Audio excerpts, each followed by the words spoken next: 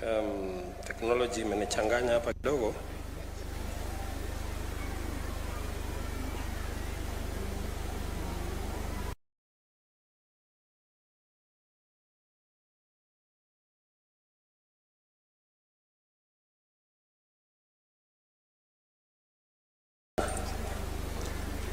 Pata mngwana amenisaidia hapo kidogo. Ndugu wananchi wenzangu, mabibi na mabwana, ni heshima na bahati kubwa kwangu kuungana nanyi katika maonyesho ya biashara ya kimataifa ya Nairobi ya mwaka wa 2025. The 2025 Nairobi International Trade Fair. Tukio ambalo kwa miaka limekuwa na ustawi na sasa linahesabiwa miongoni mwa maonyesho makuu yanayoonyesha uwezo wa Kenya katika kilimo na biashara. From the dawn of our independence to this very day, agriculture, our sector ya kilimo, has remained the cornerstone of our economy, ama uti wa mgongo wa uchumi wetu. Kilimo ndicho kinacholisha taifa, kinaendesha viwanda vyetu na kimekuwa chanzo cha riziki kwa mamilioni ya wananchi. On its path, trade is the bloodstream of our prosperity. Ama ndiyo inayobeba mazao ya mashamba yetu na bidhaa kutoka viwandani kupeleka masoko ya humu nchini na masoko ya kimataifa. Together, agriculture and trade are the twin engines that drive Kenya's inclusive growth and national development. The theme of this year's show, promoting climate-smart agriculture and trade initiatives for sustainable economic growth, could not be more timely. It reminds us that for Kenya to thrive, agriculture must not only feed our people, but also adapt to climate change, embrace sustainability, and leverage innovation. Hii mada pia inatufunza kwamba biashara ndiyo daraja kati ya uzalishaji na ustawi. Pasipo biashara nzuri, jasho la wakulima wetu haliwezi kuleta mapato, ajira ama ukuaji. Yet, ladies and gentlemen, the full potential of agriculture has for long been constrained by formidable changes and challenges. Prolonged droughts, sudden floods, and erratic rainfall have disrupted planting and harvesting cycles. Gharama ya pembejeo, kuanzia mbolea hadi mbegu na madawa za mimea zimekuwa mzigo mkubwa kwa wakulima. Kugawanya vipande kwa mashamba, kuharibika kwa udongo na kutumika kwa unyunyizaji maji mashamba ni baadhi ya masuala ambayo yamegandamiza uzalishaji nchini.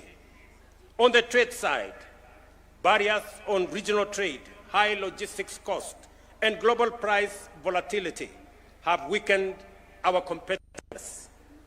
Mabibi na mabwana, ndio maana kwa kipindi cha miaka mitatu tumetekeleza mageuzi makubwa ya kijasiri na ya kubadilisha mfumo, na matokeo sasa yanaonekana wazi. In 2023, we launched the Kenya Integrated Agricultural Management Information System to register farmers on a digital platform and improve service delivery. Today, 7,100,000 farmers are active on the platform, up from only 300,000 in 2022. This digital revolution allows us to deliver subsidies directly, eliminate wastage, and target genuine farmers. Through e-vouchers, inputs are accessed transparently. Policymakers now rely on real-time data to respond swiftly and design evidence-driven policies. Kupitia mpango wa ruzuku ya mbolea, tupunguza bei kutoka shilingi 7,500 hadi shilingi 2,500 kwa gunia ya 50. Kufikia sasa, Zaidi ya magunia milioni 21.3 ya mbolea yamesambazwa kwa gharama ya shilingi bilioni 53, na hivyo kuokoa shilingi 105 bilioni kwa wakulima wetu.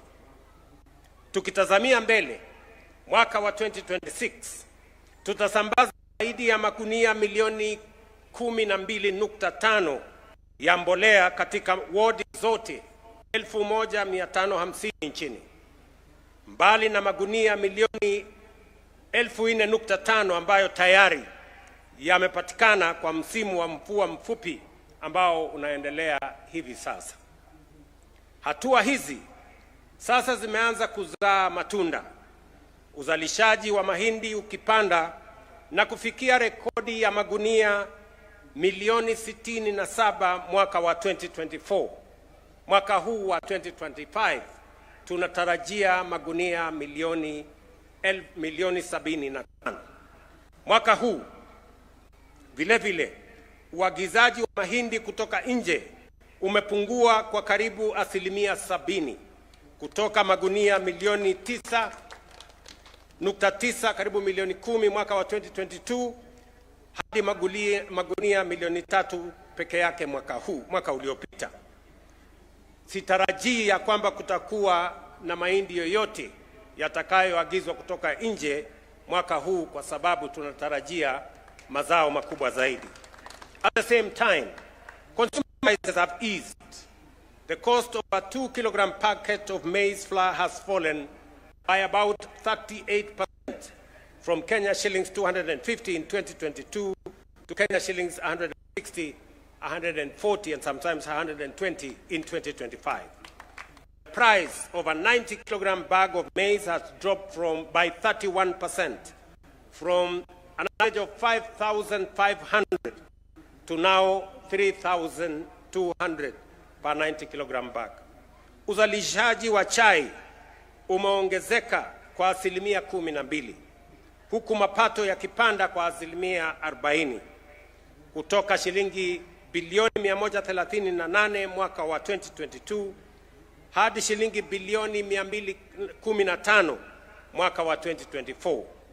Mapato ya wakulima wadogo yamepanda kutoka shilingi 50 kwa kilo moja hadi shilingi 64 kwa kilo moja ya majani mabichi ya chai. I'm also happy to report that the Kenya Development Corporation has secured a Kenya shillings 3.7 billion concessionary loan to KTDA to modernize equipment in smallholder factories, reduce production costs, and diversify into orthodox tea to address the global glut in black CTC. My minister tells me he rang the bell yesterday, is that correct? A week ago, on the sale, the initial sale of orthodox tea at the tea auction. Katika sekta ya kahawa, bei yamepanda kutoka shilingi 60 ama 70 hadi shilingi 120, kati ya 120 na 140 kwa kilo. Serikali imeweka shilingi bilioni 3 katika hazina ya kushughulikia wakulima wa kahawa ama Coffee Cherry Revolving Fund na kufutilia mbali kufikia sasa. Aidha, tumeimarisha shughuli ya kutoa miche na mbolea ili kuongeza mara 3 uzalishaji wa kitaifa kufikia mwaka wa 2028. Katika sekta ya parachichi, miche milioni 3.9 imesambazwa tangu mwaka wa 2022. Kwa makadamia, korosho na nazi, zaidi ya miche milioni 3 imetolewa kwa wakulima. Mabibi na mabwana, sekta ya maziwa imeongezeka kwa lita milioni 700 tangu mwaka wa 2022, na wakulima sasa wanahakikishiwa kiwango cha chini cha kati ya shilingi 45 na shilingi 50 kwa lita moja. Mauzo ya maziwa katika masoko ya nje ya nchi umeongezeka maradufu huku mitambo ya barafu 300 ama milk cooling plants 300 ikisambazwa kwa vyama vya wafugaji wa ng'ombe ya maziwa. In leather, exports of value-added goods rose by 56%, and local shoe production reached 11.4 million pairs this year, the highest in Kenya's history. Fellow citizens, Kenya cannot and will not continue to be an exporter of raw produce. For decades, we have exported our tea, our coffee, our livestock, our minerals, our cotton, our hides and skin, and even our fish in raw form, only to import them at a premium as finished products. This model has denied our farmers, workers, entrepreneurs the full value of their hard work and ingenuity. That era must come to an end. Through our special economic zones, county aggregation industrial parks, and common user facilities, such as the one recently launched in Vipingo, and the ones we are launching soon in Dongo Kundu and Naivasha, we are determined to add value to every product, to create jobs for our people, and to raise incomes for farmers, and to ensure that more wealth stays and more value stays in Kenya. Aidha, tunajenga maeneo maalum ya viwanda vya kukusanya, kutayarisha na kuongezea dhamana kwa mazao yetu ama county aggregation and industrial parks katika county zote 47. Hivi ndivyo tutakavyokuwa vituo vya wakulima kupeleka mazao yao, kupata hifadhi ya baridi, mahala ya kisasa na mitambo ya kuongezea dhamani, na kuunganishwa moja kwa moja na masoko ya ndani na masoko ya kimataifa. Pia tukipunguza hasara ya mavuno baada ya mavuno, kuondoa madalali wanyonya wakulima, yaani brokers na cartels na watu wengine huko katikati, kupunguza gharama ya usafirishaji na kuhakikisha kwamba wakulima wanapata malipo bora.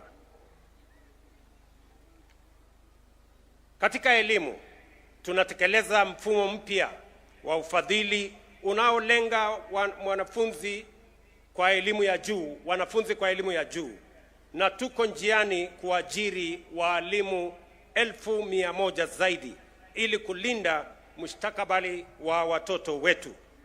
Katika afya, zaidi ya Wakenya milioni 26.5 wamesajiliwa chini ya Social Health Authority, wakihakikishiwa huduma bora na nafuu.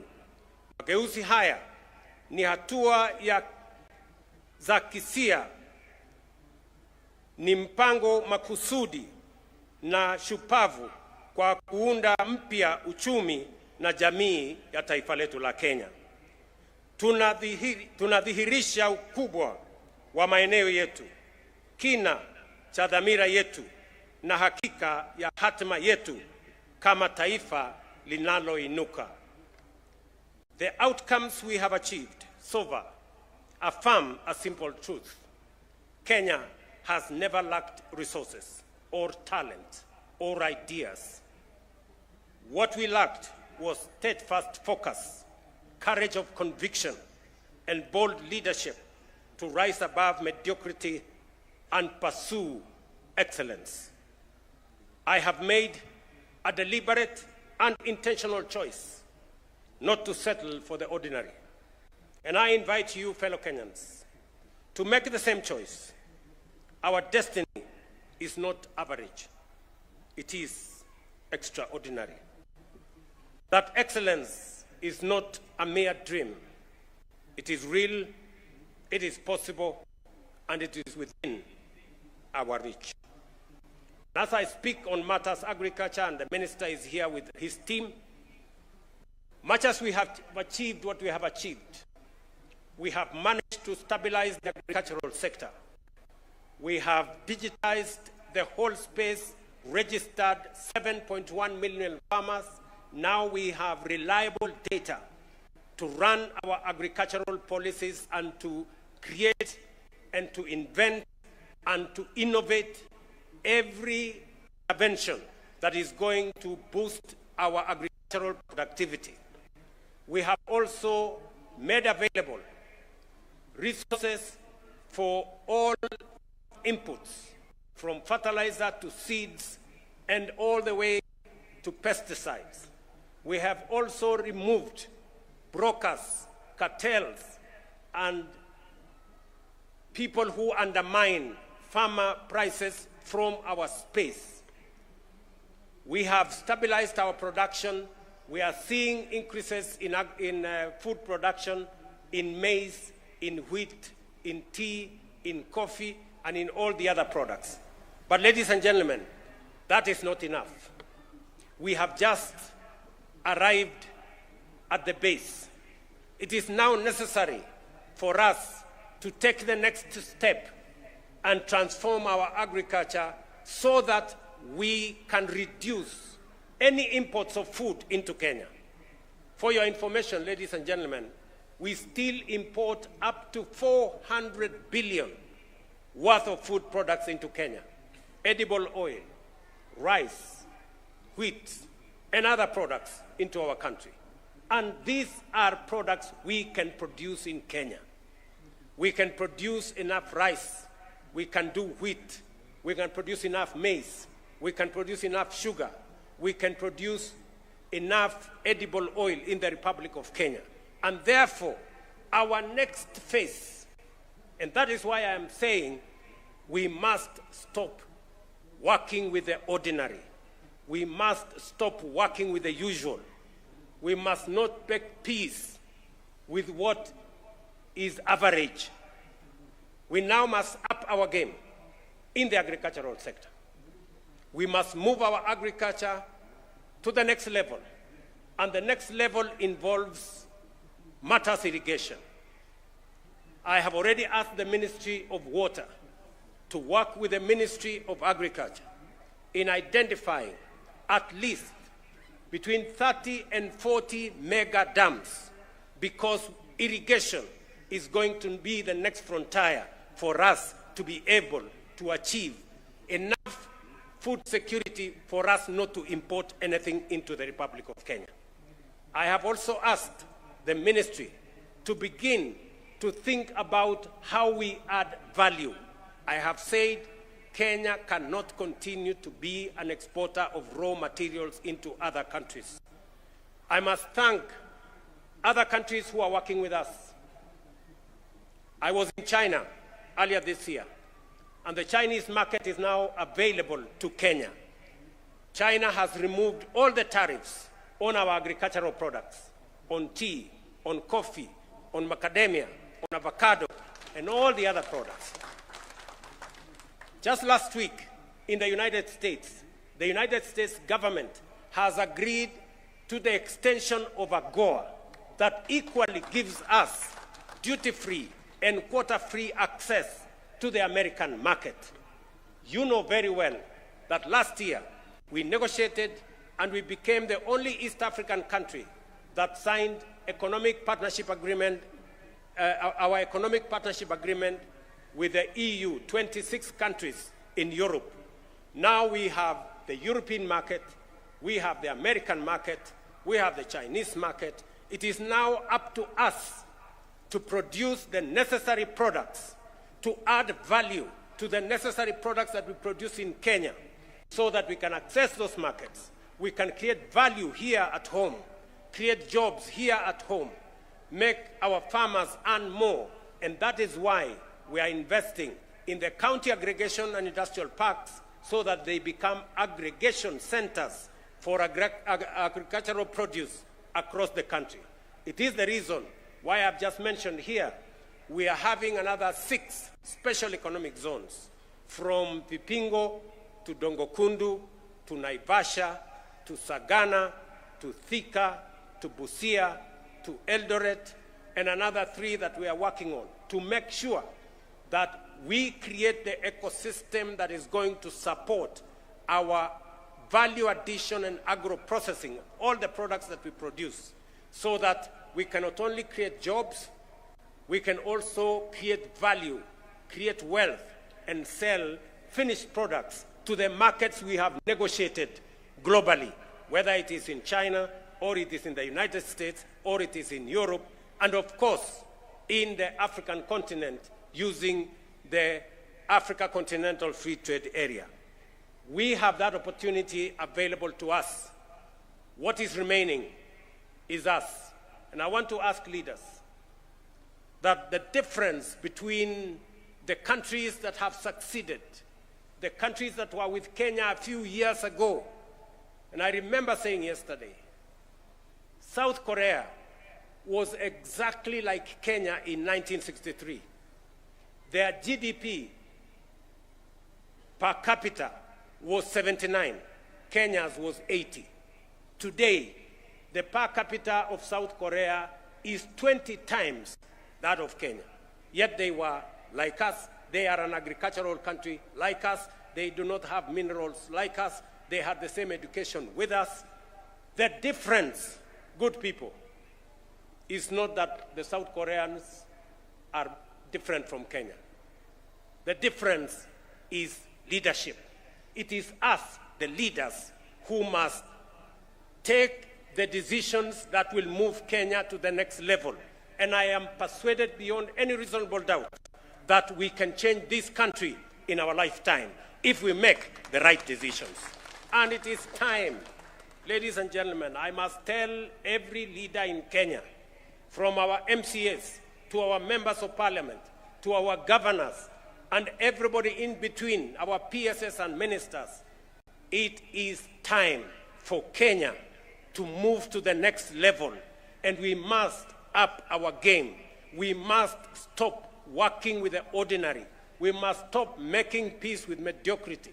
We must stop working with the simple, and we must stop working with the average. We must begin to think about transformation. We must work with the unusual. We must work with the bold and innovative and creative. That is how we are going to achieve the extraordinary and move our country to the next level.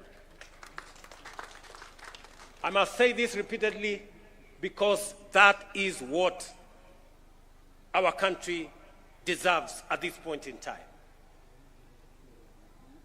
I must congratulate the leaders who are working together with us to make sure that we push the transformation of our country. There is now evidence everywhere that the decisions that we have made over the last 3 years are giving us results. Housing that has been burning for many years, today we are building 170,000 houses across Kenya. They are visible. Even the naysayers, they cannot say anything anymore because there is evidence that that is working. Our social health authority is working. That is why 26 million Kenyans are registered on that platform. Our agricultural transformation is working. It may have been difficult, it may have been complicated, but that is what it takes to transform a nation. And therefore, I must say, to us the leaders, the opportunity for Kenya to be in the first world is now. The opportunity is for us to take up our responsibility, fashion what will take Kenya to the next level, work on it as though our lives depend on it, and make sure we take Kenya to the next level. I am persuaded that that is how Kenya is going to move to the next level.